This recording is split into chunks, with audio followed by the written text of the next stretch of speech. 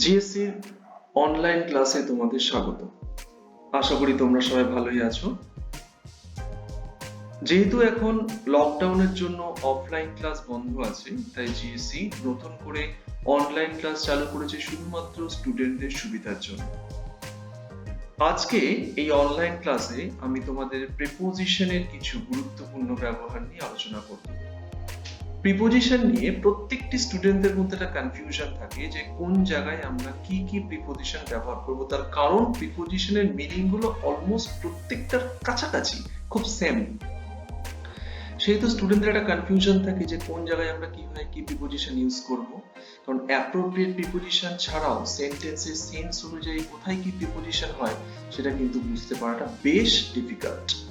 তাই এই আজকে ছোট্ট সময়ের মধ্যে যে ছোট্ট ভিডিওটি আমি তৈরি করেছি, সেখানে আমি প্রিপোজিশনের কয়েকটি গুরুত্বপূর্ণ বিষয় একটু আলোচনা করব।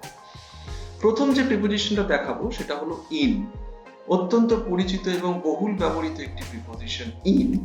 কোথায় কোথায় আমরা ব্যবহার করতে পারি একটু দেখে নেওয়া যাক। Already exists in a place, সেন্টেন্সের মধ্যে যদি এইরকম কোনো সেন্স থাকে, অর্থাৎ কোনো একটা জায়গার মধ্যে কিছু একটা আছে বা কোনো ব্যক্তি রয়েছে, এইরকম সেন্সের ক্ষেত্রে কিন্তু আমরা প্রিপোজিশন হিসেবে ইন ব্যবহার করব। দেখো একটা এক্সাম্পল দেওয়া আছে, we are playing in the field, আমরা মাঠে খেলছি। এখানে ফিল্ডটা একটা প্লেসকে ডিনোট করছে এবং আমরা কোথায় রয়েছি না সেই মাঠেই রয়েছি। So our existence is in the field, আমাদের অস্তিত্বটা কোথায় রয়েছে না মাঠে রয়েছে। তার জন্য এখানে প্রিপোজিশন হিসেবে ইন বসানো হয়েছে। সেকেন্ড এক্সাম্পলটা আমরা দেখছি, he is sleeping in his bedroom, সে তার বেডরুমে ঘুমোচ্ছে। এখানে বেডরুম একটা প্লেস এবং বেডরুমের মধ্যে কার এক্সিস্টেন্স রয়েছে না তার, হি এখানে সাবজেক্ট, অর্থাৎ he is existing in his bedroom. So here the preposition here is used in, এখানেও প্রিপোজিশন হিসেবে ইন ব্যবহার করা হয়েছে। থার্ড এক্সাম্পলটা আমরা দেখছি, the ball is in my hand, বলটা কোথায় রয়েছে না আমার হাতে রয়েছে। The place is my hand and the item is the ball, তাহলে বলটার অস্তিত্ব কোথায় রয়েছে আমার হাতের মধ্যে রয়েছে, তাই জন্য আমরা এখানে প্রিপোজিশন হিসেবে ইন ব্যবহার করলাম। পরবর্তী সেন্স কি আসছে না, কোনো বড় জায়গার নামের ক্ষেত্রে আমরা কিন্তু ইন বসাচ্ছি। কিরকম ভাবে, ধরো বলা হলো where do you live in, তুমি কোথায় থাকো। তাহলে তুমি কোথায় থাকো মানে একটা জায়গার নামকে ইন্ডিকেট করছে। এই উত্তর হিসেবে বলতেই পারি আই লিভ ইন কলকাতা, আমি কলকাতায় থাকি। এই কলকাতা যেহেতু একটা বড় জায়গার কথা বলা হয়েছে, তাই প্রিপোজিশন হিসেবে এখানে ইন ব্যবহার করেছি। এখানে একটা বিষয় মনে রাখা দরকার যে প্লেসের ক্ষেত্রে ইন এর পাশাপাশি আমরা অ্যাটও কিন্তু ব্যবহার করতে পারি।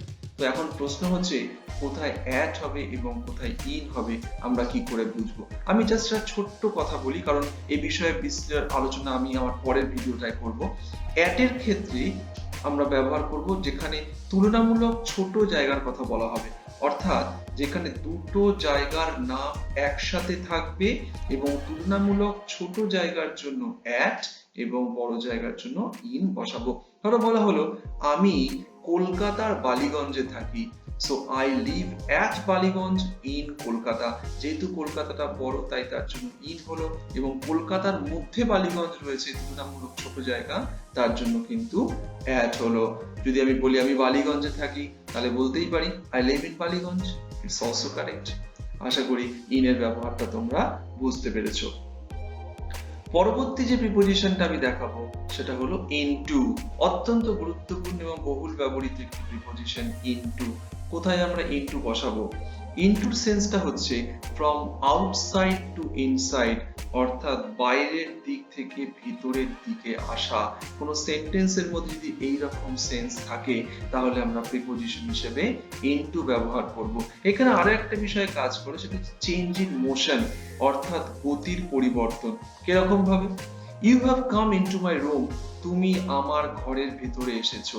তাহলে ঘরের ভেতরে এসেছো মানে তুমি বাইরের থেকে ভেতরে এসেছো, বলে বস্তুত বোঝাই যাচ্ছে এইটা সেন্সটা আউটসাইড টু ইনসাইড হচ্ছে। পাশাপাশি কিভাবে এটা চেঞ্জ ইন মোশন হচ্ছে, অর্থাৎ বাইরে থেকে যখন ভেতরে আসছি, বাইরের রাস্তা থেকে আমি যে গতিতে হেঁটেছি নিশ্চয়ই ঘরের দরজা পেরিয়ে আমি ওই একই রকম গতিতে হাঁটবো না, অনেকটা রিল্যাক্স মোডে এবং অনেকটাই আস্তে হাঁটবো, তাই আমার মোশনের পরিবর্তন হয়েছে। সেই রকম সেন্সে কিন্তু আমি প্রিপোজিশন এখানে ইনটু ব্যবহার করলাম। তার মানে এই ক্ষেত্রে আমি দু রকম সেন্স পেলাম, একটা আউটসাইড টু ইনসাইড এবং আরেকটা চেঞ্জ ইন মোশন। সেকেন্ড যে এক্সাম্পলটা দেখানো আছে, pour the water into the glass, জলটা গ্লাসের মধ্যে ঢালো। তার মানে কি, জলটা গ্লাসের বাইরে অন্য কোনো পাত্র বা অন্য কোনো আধারে ছিল, তা সেখান থেকে গ্লাসের মধ্যে এসছে, একটা নির্দিষ্ট গতিতে এসছে এবং বাইরের থেকে ভিতরে এসছে, তাই জন্য প্রিপোজিশন হিসেবে আমি এখানে ইনটু ব্যবহার করলাম। The ball came into my room, বলটা আমার ঘরের ভেতর ঢুকেছিল। ঘরের ভেতর কোথা থেকে ঢুকেছিল? বাইরে থেকে ঢুকেছিল, কেউ হয়তো ছুঁড়ে মেরেছে। সেটা জানলা থেকে ঢুকতে পারে, সেটা দরজা থেকে ঢুকতে পারে, কি জানলার কাঁচ ভেঙে ঢুকতে পারে। যেভাবেই হোক সেটা বাইরে থেকে ভেতরে এসছে। That means from outside to inside, এই সেন্সটা যেমনি কাজ করছে, পাশাপাশি এর মোশনেরও কিন্তু একটা পরিবর্তন হয়েছে। অর্থাৎ জানলা থেকে যখন ভেতরে ঢুকছে, কাঁচ ভেঙে যখন ঢুকছে, কাঁচে ধাক্কা খেয়ে তার গতিটা কিন্তু অনেকটাই কমে গেছে। সো চেঞ্জ ইন মোশন এবং আউটসাইড টু ইনসাইড, এইরকম সেন্সে আমি প্রিপোজিশন ইনটু ব্যবহার করলাম। আরেকটা সেন্স কাজ করে, সেটা হলো চেঞ্জ ইন ফ্রেজ, অর্থাৎ দশা, অর্থাৎ কি অবস্থায় ছিল এবং কি অবস্থায় পরিণত হয়েছে। কিরকম example, the milk has changed into the card, দুধটা দইয়ে পরিণত হয়েছে। অর্থাৎ দুধ তরল অবস্থা থেকে দই একটা সেমি লিকুইড, অর্থাৎ থকথকে একটা পদার্থে পরিণত হয়েছে। দ্যাট মিন্স তার অবস্থার পরিবর্তন হয়েছে। So changed into the card, তরল অবস্থা থেকে একটা থকথকে অবস্থায় পরিণত হয়েছে, তাই জন্য চেঞ্জের সঙ্গে প্রিপোজিশন হিসেবে ইনটু ব্যবহার করলাম। পরের এক্সাম্পলটা দেখছি, দ্য ওয়াটার চেঞ্জেস ইনটু আইস, জল বরফে পরিণত হয়। অর্থাৎ লিকুইড স্টেট থেকে সলিড স্টেটে পরিবর্তন হয়। সো এখানেও কিন্তু ফ্রেজের চেঞ্জ হচ্ছে, মোশনের নয় বা আউটসাইড টু ইনসাইড নয়, তাই জন্য এখানে প্রিপোজিশন হিসেবে ইনটু ব্যবহার করলাম। পরেরটা আমরা দেখতে পাচ্ছি, the cloth has transformed into a shirt, কাপড়টা জামায় পরিণত হয়েছে। তার মানে আমি বাজার থেকে একটা বড় কাপড়ের টুকরো কিনলাম, দিয়ে আমি টেলারের কাছে গেলাম, টেলারকে বললাম আমার জামা বানিয়ে দিতে। সে কি করলো, আমার মাপ নিয়ে জামা কাপড়টাকে কেটে আমার জন্য জামা তৈরি করে দিল। তার মানে কাপড়টা জামায় রূপান্তরিত হলো। অর্থাৎ এখানেও কিন্তু ফ্রেজ অর্থাৎ অবস্থার পরিবর্তন হয়েছে, তাই জন্য ট্রান্সফর্মড এর সঙ্গে এখানে প্রিপোজিশন হিসেবে ইনটু ব্যবহার করলাম। তাহলে আমরা কি শিখলাম, ইনটু দু রকম সেন্স ইউজ করছি, একটা তো আউটসাইড টু ইনসাইড হচ্ছেই, পাশাপাশি তার মোশনের একটা চেঞ্জ হচ্ছে এবং একটা ফ্রেজের চেঞ্জ হচ্ছে। এই দুটো ছাড়াও কিন্তু ইনটুর আরো অনেক রকম ব্যবহার আছে, যেগুলো আমি আমার পরবর্তী ভিডিওতে আলোচনা করব। আশা করি এটা বোঝা গেছে। পরবর্তী প্রিপোজিশন ইনসাইড। ইনসাইড কি ডিনোট করবে, the things is physically enclosed. মনে রাখবে, ইনসাইড কিন্তু কোনো একটা আধার রয়েছে, তার ভিতরে আরেকটা আধার, এই রকম সেন্স যদি থাকে তাহলে সেক্ষেত্রে ইনসাইড হবে। মানে ধরো আমার ঘর রয়েছে একটা, সেই ঘরের ভেতরে আমার একটা আলমারি রয়েছে এবং আলমারির ভেতরে আমি আমার টাকা পয়সা, গয়নাগাটি বা জামা কাপড় রেখে দিয়েছি। তার মানে আলমারিটা কিন্তু কখনোই আমি খোলা মাঠে বা রাস্তার ধারে রাখবো না। আলমারি কোথায় থাকবে, আমার ঘরে থাকবে। So room is a confined place এবং তার ভেতরে আরেকটা কনফাইন্ড প্লেস হচ্ছে গিয়ে আলমিরা, এবং তার ভেতরে সুরক্ষিত রয়েছে কি, আমার জামা কাপড়।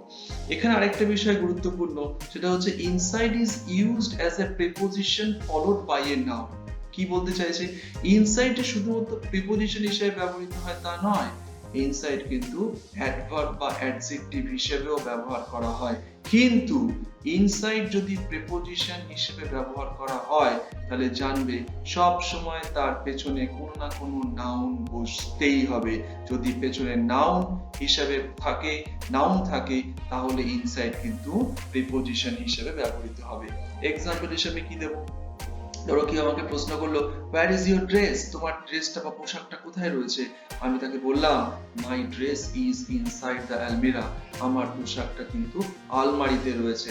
অর্থাৎ কিনা আমি পোশাকটাকে আলমারির ভেতরে রেখেছি, যে আলমারিটা কিনা আমার ঘরে রয়েছে। তার মানে ঘরের ভেতরে আলমারি রয়েছে এবং তার ভেতরে আমার পোশাক রয়েছে। নেক্সট এক্সাম্পল হিসেবে আমি দেখতে পারি, কেউ আমাকে জিজ্ঞাসা করলো, where is your food, আমি তাকে বললাম, my food is inside my lunch box, আমার খাবারটা আমার লাঞ্চ বক্সে রয়েছে। তার মানে কি, আমার ব্যাগ রয়েছে, ব্যাগের ভেতর লাঞ্চ বক্স রয়েছে এবং তার মধ্যে রয়েছে আমার food. So my food is inside my lunch box. একটা বড় জায়গা আমার ব্যাগ, তার ভেতরে একটা এনক্লোজড প্লেস, তার ভেতরে কিনা রয়েছে আমার ফুড। সো এখানেও কিন্তু প্রিপজিশন হিসেবে আমি ইনসাইড ব্যবহার করলাম। নেক্সট একটা সেন্স কাজ করে কোনো ব্যক্তির ক্ষেত্রে এবং কোনো বস্তুর ক্ষেত্রে। কিভাবে? ইনার পার্ট, অর্থাৎ ভেতরে থাকা বা ভেতরে অবস্থান করা, এই রকম যদি সেন্স থাকে, কিরকম ভাবে বুঝবো আমি? ধরো বলা হলো গো ইনসাইড দ্য হাউস, বাড়ির ভেতরে যাও।